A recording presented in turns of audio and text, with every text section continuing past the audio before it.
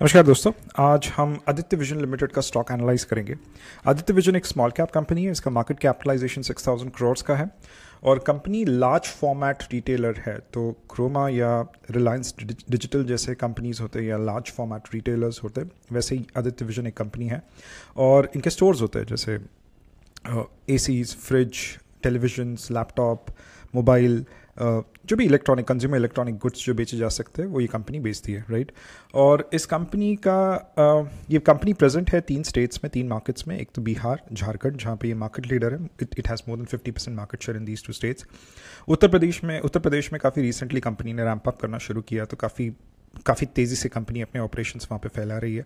Over a period of time this company wants to get into West Bengal, Chhattisgarh and Madhya Pradesh markets as well, right.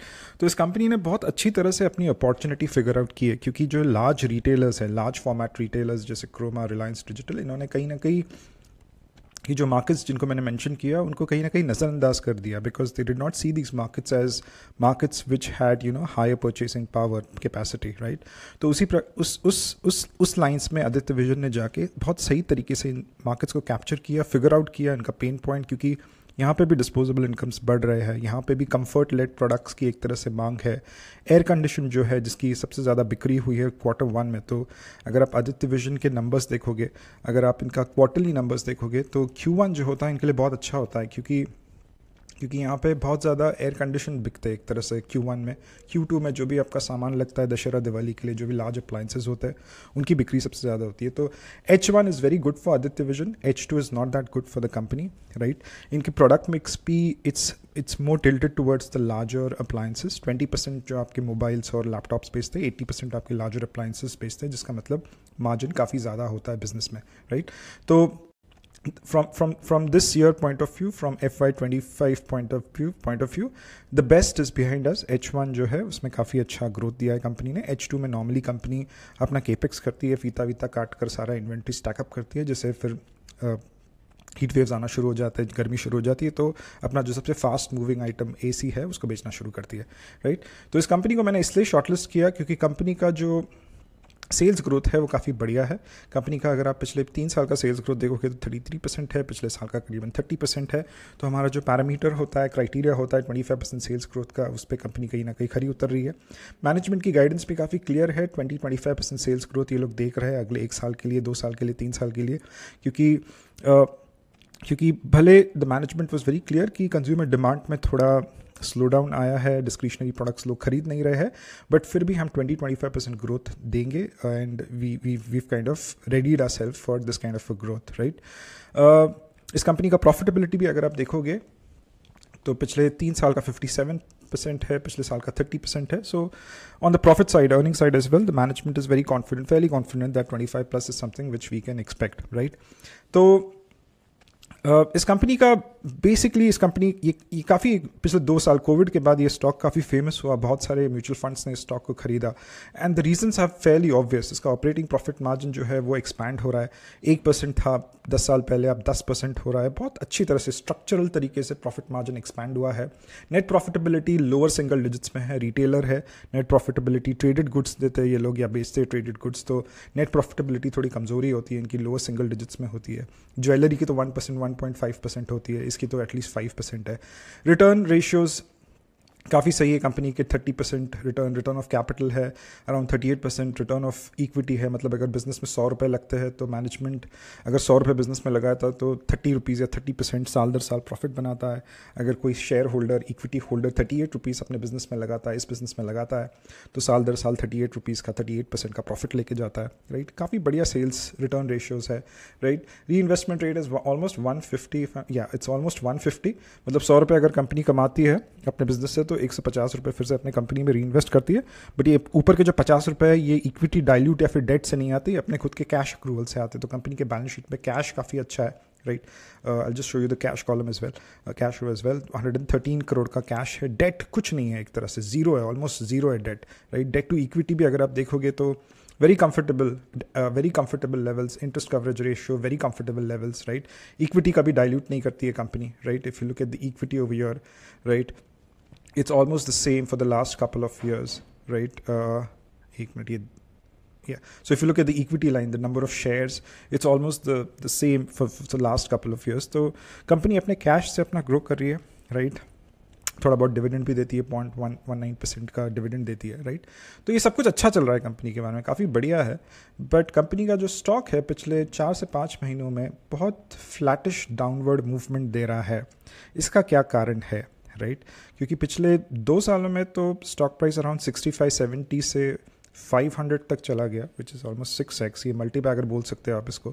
But is it okay to invest in this company right now? That is the question which I had in front of me, because I heard a lot of great things about the company, right? The management is very strong, they are operating in a huge business, in a huge TAM. I mean consumer electronics का या consumer durables का India में growth around 7% हो रहा है. But जो states में या जो मार्केट्स में ये कंपनी ऑपरेशनल है वहाँ पे करीबन 12 से 13% के अगर से ग्रो कर रहा है. तो वहाँ पे परचेसिंग पावर आ रहा है, अंडर पेनिट्रेटेड मार्केट्स है, फिनेंसिंग ऑप्शंस दे रहे हैं NBFCs, तो लोग भी खरीद रहे हैं, राइट? AC जैसा एक प्रोडक्ट जो बहुत वक्त डिस्क्रिशनरी प्रोडक्ट था, वो एक तरह से यूटिलिटी प्रोडक्ट बनते जा रहा है क्योंकि इतनी गर्मियाँ हो रही है. तो H1 के नंबर्स अच्छे हैं, Q1 के नंबर्स अच्छे थे, Q2 के नंबर्स अच्छे थे. तो ये stock price flattish downward trend क्यों दिखा रहा है? That is the big question which I had. And if I want to enter into this company, if I want to buy shares of this company, is this the right time to buy it, or do I wait, or how? That was the question which I had in my mind. इसलिए इस stock का या इस कंपनी का analysis मैंने किया, right? तो इसके समझने के 2-3 कारण हैं, right? The stock going flattish और flattish downwards, there are couple of reasons for that. One very clear evident from this Excel itself is कि अगर आप पिछले 3 साल का प्रॉफिट ग्रोथ 57% है तो पिछले 4 क्वार्टर्स का 30% है. तो प्रॉफिट ग्रोथ में कहीं ना कहीं एक डिक्लाइन आया है. पिछले 5 साल का रिटर्न ऑफ कैपिटल एम्प्लॉयड 30% था, 3 साल का 23% है, इस साल का या पिछले साल का 22% है, यहाँ पे भी डिक्लाइन आया है. रिटर्न ऑफ इक्विटी 38% था, फिर एक मार्जिनल 37% हुआ, फिर अभी तो 25% है, इसमें भी डिक्लाइन आया है. तो इन सब चीज़ों में अगर डिक्लाइन आ रहा है तो स्टॉक प्राइस ऊपर कैसे जाएगा, और अगर जाएगा तो कब जाएगा, राइट? तो उसको भी समझने की कोशिश करते हैं. तो यहाँ पे अगर आप देखो तो ये जो ग्राफ या फिर ये जो आपको दिख रहा है, ये चार्ट, ये ग्राफ या फिर ये पैटर्न्स जो दिख रहे हैं आपको, ये जुबिलेंट फूड वर्क्स के, जुबिलेंट आपकी जो डोमिनोज पिज़्ज़ा कंपनी है उसके है. तो डोमिनोज पिज़्ज़ा बनाती है या फिर पिज़्ज़ा बनाती है, राइट? इसके ग्रॉस प्रॉफिट मार्जिन्स देखिए आप, करीबन 75% है. तो right, gross profit margins Jubilant के बहुत ज़्यादा है. पिज़्ज़ा बनाती है, क्यों ज़्यादा है? तो पिज़्ज़ा बनाने का खर्चा 50 रुपया है एक तरह से. आपका थोड़ा शिमला मिर्च, मैदा, प्याज, इसका 50 रुपये तक खर्चा है. बट बेचती कंपनी ये पिज़्ज़ा जो है वो 1000 रुपये में. क्यों बेचती है 1000 रुपये में? क्योंकि ये ब्रांड है. आप जो रास्ते पे या जो लोकल दुकान होते हैं वहाँ पे आपको 1000 रुपये का कोई पिज़्ज़ा नहीं बेचता है. वहाँ पे भले वो 50 रुपये का कॉग्स होता है, रॉ मटेरियल कॉस्ट 50 रुपये का होता है, बट मैक्सिमम 150 से 200 रुपये में भी बेचेगा पिज़्ज़ा. बट ये कंपनी 1000 रुपये में बेचती है. क्यों? क्योंकि एक ब्रांडेड, अपने ब्रांडिंग के ऊपर काफ़ी खर्चा किया है, तो ऑब्वियसली वो खर्चा निकालेगी वो अपने कस्टमर से, right? So the gross profit margin is very high over here. So gross profit margin is revenues minus COGS divided by revenues. तो अगर 1000 रुपये है minus COGS is 50 rupees divided by 1000, right? These are hypothetical numbers, but बोलने की कोशिश ये है कि इसका COGS जो है बहुत कम है, 50 रुपये का है, बट सेलिंग प्राइस इसका 1000 रुपये का है, इसलिए इसका ग्रॉस प्रॉफिट मार्जिन बहुत बढ़िया है, राइट? अगर इसको अपना COGS या फिर अपना ग्रॉस प्रॉफिट मार्जिन 75 से लेट्स से 95 करना है तो क्या करना चाहिए?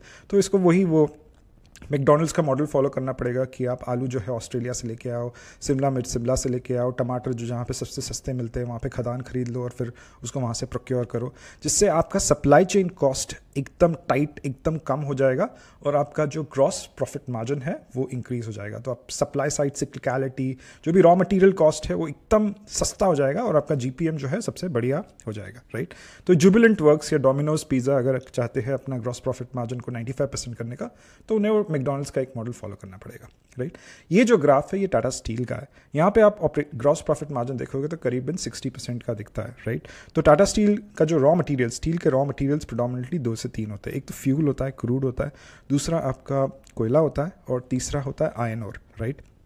तो टाटा स्टील ने आयरन ओर को अपने सप्लाई चेन में इंटीग्रेट कर दिया. आयरन ओर के खुद के माइंस हैं इनके पास, in house iron ore production होता है, राइट? बट कोयला और फ्यूल, कोयला और कच्चा तेल जो है इनको, कच्चा तेल तो नहीं, कोयला और फ्यूल जो है इनको वो प्रोक्योर करना पड़ता है ऑस्ट्रेलिया और मिडिल ईस्ट से, राइट? तो अगर टाटा स्टील को अपने ग्रॉस प्रॉफिट मार्जिन को 60% से 75% करना हो तो एक तरह से इनको ऑस्ट्रेलिया में जाके जो भी कोयले के खदान है वो खरीदने पड़ेंगे और मे बी बोलते पार्टनरशिप्स करने पड़ेंगे जो भी ये बड़े ऑयल रिफाइनरीज है उनके साथ, ताकि इनका ग्रॉस प्रॉफिट मार्जिन इंक्रीज हो, right. It is manufacturing steel, right, Tata Steel. Now I take the graph of Voltas. Voltas का अगर आप ग्रॉस प्रॉफिट मार्जिन देखोगे तो somewhere it is at 25 to 30%. अगर Voltas is not a manufacturer basically of air conditions, right. Voltas सिर्फ compressors और जो भी वो प्लास्टिक के कंप्रेसर्स होते हैं, ट्यूब्स होते हैं, वो चाइना से प्रोक्योर करता है, इंडिया में लाके उनको असेंबल करता है और वो एसी बना के बेच देता है, राइट. तो एटलीस्ट टाटा स्टील मैन्युफैक्चर कर रहा है, राइट. बट वोल्टास तो असेंबल कर रहा है. तो जो भी प्लांट्स होते हैं, मैन्युफैक्चरिंग प्लांट्स वो लोग कहते हैं, बट वो एक्चुअली असेंबली प्लांट्स होते हैं. So if Voltas wants to increase its gross profit margin from, let's say, 25 to 50%, then it will actually have to start manufacturing things rather than just assembling, right? तो इस एक तरह से इनको backend integration करना पड़ेगा. Now let's come to Aditya vision, right? Aditya vision का अगर आप ग्रॉस प्रॉफिट मार्जिन्स देखोगे, राइट, तो ये सिर्फ 15-16% के ग्रॉस प्रॉफिट मार्जिन्स है, राइट. ये 15-16% के ग्रॉस प्रॉफिट मार्जिन्स क्यों है? क्योंकि आदित्य विजन जो प्रोडक्ट्स बेच रहा है, ना वो मैन्युफैक्चर्ड है ना वो असेंबल्ड है, वो बेसिकली ट्रेडेड प्रोडक्ट्स है. उनको बना कोई और रहा है, असेंबल कोई और रहा है.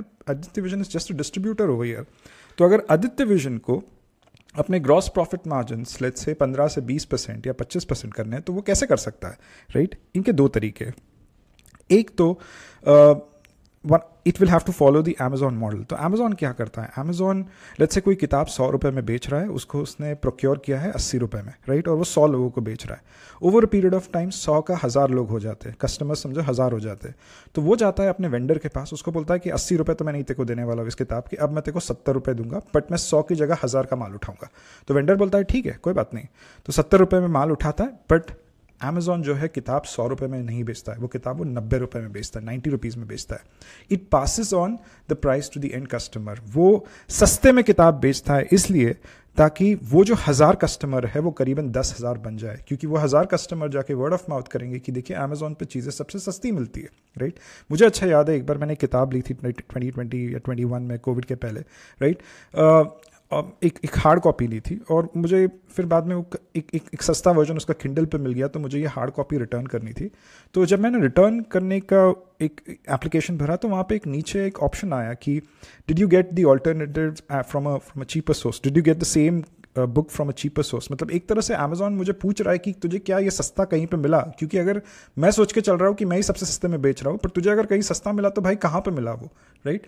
तो that is what Amazon type of a company does or a Walmart type of a company does. This is online, that is offline, right? कि आप volume लेके आओ, आप scale लेके आओ. You do not look at value growth, you look at volume growth, right? वो 1000 customers 10,000 बनेंगे, right? 10,000 से 1 लाख बनेंगे. तो जब वो किताब खरीदी जाएगी 70 रुपये की जगह अब वो 60 रुपये में, 50 रुपये में खरीदी जाएगी. तो वेंडर को ठेल के इतना कम दाम में उसको कौड़ियों के दाम में खरीदते हैं और वो they pass on the price to the end customer, right. तो similarly retail companies if they want to become bigger, if they want want to big, they have to concentrate on volume growth and not on value growth. आपका scale जितना ज़्यादा बड़ा रहेगा उतना ज़्यादा आप एक तरह से आपका जो top line, bottom line, profitability सब कुछ सही रहेगा, राइट. तो scalability is where retail companies actually move ahead, right. दूसरा पॉइंट, तो ऑब्वियसली आदित्य विजन को भी स्केल लेके आना पड़ेगा अपने बिजनेस में. अब वो 3 स्टेट्स में, उसको 10 स्टेट्स में जाना पड़ेगा. I mean Aditya Vision will have to play on pricing कि हम जब सबसे सस्ता, अगर एक तरह से कंज्यूमर ड्यूरेबल्स आपको कहीं मिलते हैं एकदम जो बेस्ट क्वालिटी तो चलो ब्रांडेड होता है, वो आपको सस्ता मिलता है, तो लोगों के दिमाग में आदित्य विजन का नाम आना चाहिए. So that is where the gross profit margins of Aditya Vision will expand. First point.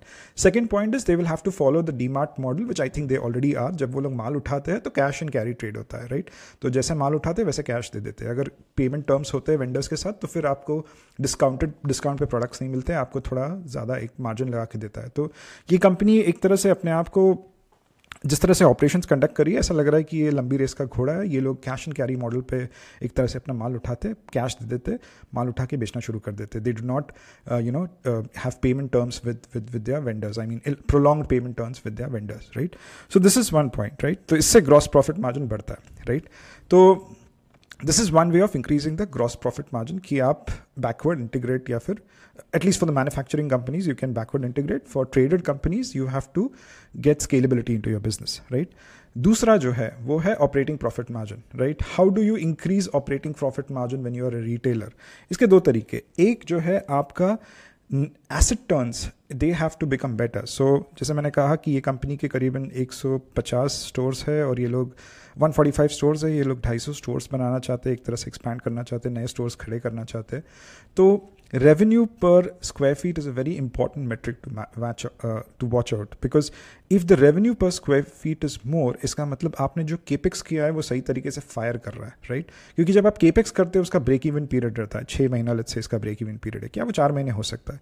उसका एक पे बैक पीरियड होता है कि आपने करीबन 70 लाख डाले उस केपेक्स में, तो उसका जो पे बैक पीरियड जो होता है, राइट, वो कब तक है? करीबन 2 साल है अभी, क्या वो 18 महीने हो सकता है, राइट? तो आप कितना एफिशिएंटली आपके ऑपरेशंस को एक तरह से मैनेज कर सकते हो, रन कर सकते हो, उस पर बहुत कुछ मैटर करता है. तो अगर आप इसका एसेट टर्न्स देखोगे या नेट एनफैट देखोगे, net fixed asset turnover, right, if you look over here, जब ये बिजनेस काफ़ी छोटा बिजनेस था तो ये 45-50 का एसेट टर्न्स देते थे, राइट?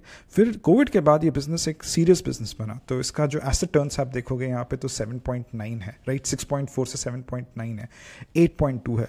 तो ये एसेट टर्न्स का जो बढ़ना और बहुत तेज़ी से बढ़ना, इसका डेल्टा बेहतर होना चाहिए, 8.2 से 9 जाना चाहिए, 9 से 11 जाना चाहिए, तब ये रिफ्लेक्ट करेगा आपके प्रॉफिटेबिलिटी में, right? This is one thing. Secondly is the inventory turnover ratio, right? तो बहुत सारे रिटेलर्स जो होते हैं उनको बहुत तेज़ी से ग्रो होना पड़ता है, ग्रो करने का उनका एम्बिशन होता है, होना पड़ता नहीं, उनका एम्बिशन होता है ग्रो करना. तो उस ग्रोथ के नशे में एक तरह से बहुत सारी इन्वेंट्री स्टैकअप करके रखते हैं. और ये बिजनेसेस जो होते हैं ये बहुत सीजनल बिजनेसेस होते हैं, जैसे मैंने कहा कि H1 काफ़ी अच्छा होता है, H2 काफ़ी अच्छा नहीं होता है, राइट? तो ये बहुत सीजनल बिजनेसेस होते हैं और इन्वेंट्री बहुत अगर स्टैक्ड अप होती है तो, और इन्वेंट्री निकलती नहीं है, तो फिर बहुत सारे डिस्काउंट्स दे के इन्वेंट्री को निकालना पड़ता है जो आपकी प्रॉफिटेबिलिटी को हर्ट करते हैं. तो यहाँ पे भी अगर आप देखोगे इन्वेंट्री टर्नओवर रेशियो इसका, राइट, 3.9 था, 4.4, 5.2, फिर गिर के 4.3 हुआ. It is very important for a retailer to have net fixed asset turnover, मतलब एसेट टर्न्स कितना फटाफट आप नेट फिक्स्ड एसेट को इंक्रीज करना, because how efficiently you are using your capex. जो नए स्टोर्स डाले हैं उसमें से कितना, how well you are using the capex, the assets that you have put in to convert into sales. तो ये नंबर इंक्रीज होना तेजी से बहुत इंपॉर्टेंट है. दूसरा, इन्वेंट्री टर्नओवर रेशियो, ये 4.3 है, राइट? आपके एसेट टर्न्स अगर 4.3 है तो आपको बढ़ाना पड़ेगा, 5.36 करना पड़ेगा, कि how well you can use your inventory to, how well you can liquidate, how fast you can liquidate your inventory, right? तो ये 2 पैरामीटर्स है जो हमें देखना पड़ेगा, और जब ये पैरामीटर्स में एक ड्रास्टिक इंप्रूवमेंट आएगा तब मुझे लगता है कि इसका जो स्टॉक प्राइस है वो फिर से ऊपर जाना शुरू करेगा. Because your return on equity और return on capital employed is dependent on net profitability, जो ये 4% का है, राइट? और दूसरा, it is dependent on your asset turns, right? So basically what I am trying to say is कि one has to use the capex very efficiently and one has to churn the inventory as fast as possible, right? तब ये जाके stock price एक तरह से ऊपर move होना शुरू करेगा, राइट? तो इस कंपनी का ओनरशिप अगर आप देखोगे तो फैली डिसेंट है. FIIs है इसमें, FIIs ने स्टेक बढ़ाई है एक तरह से नवंबर में या सितंबर में, पिछले क्वार्टर में. DIIs ने भी 1-1.5% से स्टेक बढ़ाई है. इसमें काफ़ी सारी पब्लिक इन्वेस्टिंग भी है, राइट? 11,000 से 25,000 इन्वेस्टर्स बने पब्लिक साइड पे या retail investors, right? Stock obviously महंगा है, रिटेल कंपनी इतना ग्रोथ दे चुकी है तो स्टॉक तो महंगा रहेगा. PE उसका 64 है, PB उसका 11.5 है. कैपिटल इंटेंसिव बिजनेस है, इसलिए मैंने PB लिया, राइट? Price to earnings and price to book, right? अगर आप पिछले 2 साल का डेटा देखोगे तो पिछले 2 साल में जो कैगर अर्निंग्स है वो 18% से ऊपर गई है, और स्टॉक प्राइस जो गया 72% से ऊपर गया. तो the reason for the stock price to go up is actually PE expansion. I mean liquidity काफ़ी अच्छी आई है, लोगों ने इस पे पैसा लगाया है कि the return ratios are so good, the profitability is so good, तो एक तरह से पैसा लगाया इसमें, राइट? तो the approach that I would have around this stock is very clear. ये करीबन 400 लेवल पे गया था, 425 लेवल पे भी गया था, राइट? मुझे लगता है कि ये साइडवेज मूवमेंट थोड़ा चलेगा और अगले 3 से 4 महीने में एक अपॉर्चुनिटी देगा ये स्टॉक जब मार्केट्स नीचे जब जाएंगे, क्योंकि मैं काफ़ी Fairlie I am confident that the long term earnings trajectory of this company is fairly good.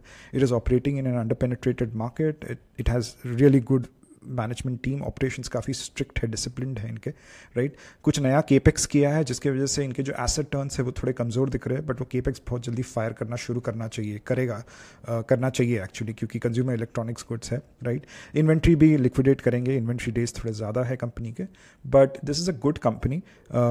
थोड़ा साइडवेज मूवमेंट देगी, but in the long term if someone wants to invest in any organization तो नहीं, in any company or any stock for let's say 3 to 4 years, then एक retail company में मुझे ये ठीक ठाक company दिख रही है. So this was a brief about Aditya Vision. Hope you liked the analysis. If you have, please like and share this video and follow this channel for more such updates. This is not a stock recommendation. Please do your own research when you invest in the stock market. This is not a stock recommendation. Thank you for your time. Please do take care. Thank you very much. Bye-bye.